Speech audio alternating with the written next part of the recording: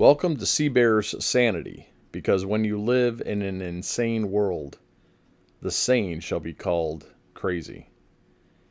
You know, I am a child of the 70s. I was born in 1966, and I remember the 70s. I remember Flower Children, and I remembered the slogan of "Make Love, Not War." I remember my father having a peace symbol bumper sticker on the back of our car that said "the footprint of the American chicken." And of course, it got ripped off shortly after he put it on. So I remember this growing up, and then, that was the left, right? Those were the liberals. And I look at the liberals today. Are they really liberals? I don't think they are anymore. They've morphed into something different. I call them leftists or leftards because I have liberal philosophies. While I am a conservative, I still believe in a lot of the liberal causes that I grew up with. So I ask myself, how did we get from the Flower Children that pushed peace, love, and unity, who questioned authority and believed in a better world, to where we now have a cancel culture where if you disagree with somebody, they will try to destroy your life, your business, your livelihood, your family, your home, your very existence. I just saw a video of a guy threatening an ICE agent that he was going to kill him, his family, and burn his house down. How do we go from peace, love, and unity to "I'm going to kill you"? And both the Flower Children and the rioters of today both claim to be on the left. How did we get here? Well, I started putting this video together, and it's an interesting progression, right? In the 1960s, right, the idealism begins, right? Peace, love, and unity. They questioned authority and believed in a better world. Then in the 1970s, they began to question everything, right? The protests grew, institutions became the enemy, and civil disobedience became virtuous, right? I remember, people protesting the war in Vietnam, where they would peacefully assemble and face off against National Guard, but never threatened, never rose up in anger, and they prevailed. Then we move into the 1980s. Now, in the 1980s, I went to high school, and that was when I went to the academy. So the second half of the 80s, my wife and I have this conversation quite a bit. I don't remember a lot of the social, economic, or political scene, as I was kind of isolated at the academy. So the second half of the 80s is kind of, obscured to me. But in the 80s, right, political disagreements increasingly became personal. The focus shifted from broad economic debates towards questions of identity, race, gender, sexuality. Group membership began shaping political allegiances.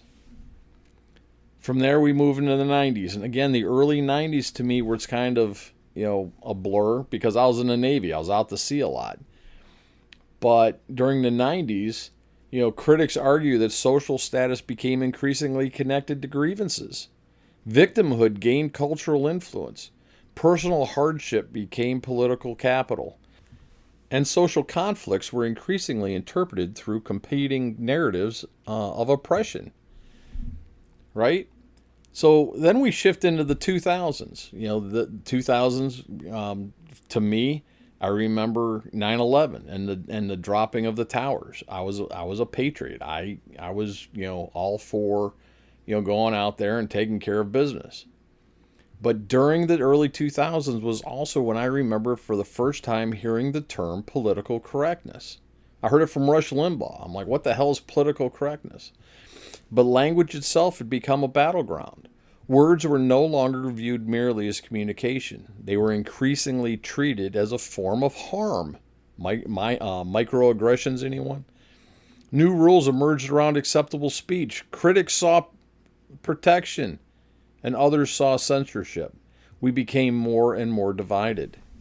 As we move into the 2010s, right, social media came on the scene. I remember the first time I heard of Facebook. I actually joined because the narrative was that you could help reconnect with friends from high school and college. And I reconnected with some people that I knew from the academy. And I'll never forget this because one Saturday, my son and I spent a good deal of time trying to unlock Luigi on Mario Galaxy because you had to do this one map perfectly in a certain amount of time and overturn all these tiles. And we spent a long time of that day trying to unlock Luigi. And when we finally did, I boasted on Facebook that my son and I had finally unlocked Luigi. And one of my academy classmates came back and told me that what a colossal waste of time. It really angered me because I didn't feel it was a waste of time. I spent time with my son. But it really ruined the rest of the weekend because I was very angry that someone would say that to me. And by Monday morning, I had realized that I had let someone who I had not seen in over 20 years ruin my weekend. And I had decided at that point that I no longer wanted to allow other people to control my emotional state. So I deleted Facebook and I've never gone back. But when it comes to the social media, right, a single post could elevate or destroy a reputation overnight. Public shaming became instantaneous, permanent, and global. The phrase cancel culture entered the public vocabulary. From 2014 to 2016, the outrage became power. Emotional intensity became political currency. Anger generated attention, and attention generated influence. The loudest voices increasingly dominated public conversation. We were falling away from the original objective of make love, not war, but no one seemed to care. They saw righteous indignation as a form of political currency that could be spent to push their agendas, whether they were for good or ill. From 2016 to 2019, right, the dehumanization came on scene where we started dehumanizing people that we didn't agree with. Political opponents stopped being merely mistaken. Increasingly, they were portrayed as dangerous, evil, and irredeemable. The possibility of persuasion gave way to condemnation. You don't agree with me, so you must be evil. That is wrong on so many levels. When we push into the 2020s, right, we look at the Great Divide. America entered a period of extraordinary division. Protests swept the major cities. Some remained peaceful, but others turned violent. Debate over justice, policing, and public order dominated the national conversation. From 2020 to 2021, right, we went into cancel everything. Symbols became targets. Historical figures, monuments, and institutions were destroyed. I can never justify removing the statues of our heroes, good or ill. I remember, I live in the South, and I still cannot believe they took down the statue of General Lee. Whether you agree with General Lee or not, he was a fantastic general, and in fact, he could have won the Civil War had he maintained command and control at Gettysburg. But that is irrelevant. The fact that we are destroying our history because, quote unquote, it offended somebody, dooms us to repeat those errors at some point in the future. The past is prologue. We have to remember our past so that we can learn from it and grow from it. We don't erase it and forget it, because then it will come back to haunt us at some point in the future. Critics argued that history should be erased, and supporters argued that injustice was finally being confronted. From 2021 to 2023, corporate and institutions capitulated to these demands. Businesses and universities and major organizations increasingly adopted activist language and priorities. Diversity programs expanded and public statements became expected. Neutrality became difficult to maintain. I worked in corporate America. I kid you not, the last company I worked for, they put together a program where they wanted us to go sleep with the homeless so that we could better understand what they were going through. I refused to do it. Probably one reason why I got laid off. Because I told my boss that catching typhus from a homeless person was not in my job description. At this same company, I was forced to take 3 days of training on microaggressions and misgendering. Took me out of the field for 3 days. I can only imagine what the cost must have been for political correct bullshit. In 2023, violence became normalized. Critics argued that violence was increasingly excused when committed for approved causes. Property destruction became framed as a means of expression. Law enforcement became viewed with growing suspicion, and the line between protest and destruction became increasingly contested.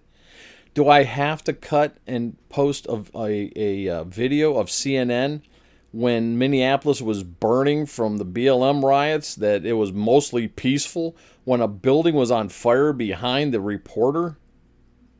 This is wrong. How did we get here from the peace, love, and unity arguments where this all began? In 2024, silencing dissent came on the scene. Online platforms gained unprecedented influence over public discourse. Accounts were removed if you posted anything that was not approved. Content was restricted. Debates over misinformation collided with concerns about censorship. And the struggle over who controls speech intensified. Free speech had become dangerous. I never thought in a million years growing up that anyone would argue that free speech was a danger to democracy. And that's a whole nother video I want to go into, because the last time I checked, free speech is essential to democracy. You have your opinion, I have my opinion. Let's talk and find common ground. That is democracy. Silencing your opposition, whether through violence or censorship, is fascism. People seem to change the definitions, and I think people need to rediscover old dictionaries from what this thing called a library, rather than simply asking Google for a definition. In 2025, the next generation is starting to speak out. They were raised in hate and taught division. Activism became not merely an activity, it became their very identity. Political engagement increasingly shapes social belongings, friendships, and personal meanings. What are we doing? In 2026, violence is now commonplace. Protests equal violence. Cancel equals destruction. It's not a movement, it's a mentality. The critic's warning reaches a conclusion. A society where confrontation replaces conversation, where destruction replaces persuasion, where anger becomes permanent. Whether this future, this world that we live in persists, remains uncertain. We're going to have to start stepping up, people. We need to start talking to each other rather than hating each other. Every generation inherits the consequences of the one before it. The question is not whether societies change. They will always change. They always do. The question is whether they remember what they were trying to preserve: compassion, freedom, dialogue, and understanding.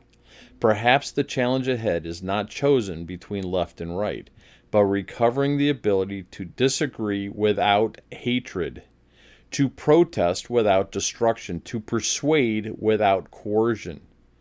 And to remember that every movement, no matter how noble its beginnings, must continually ask what it is becoming. Because history is not written by ideals alone.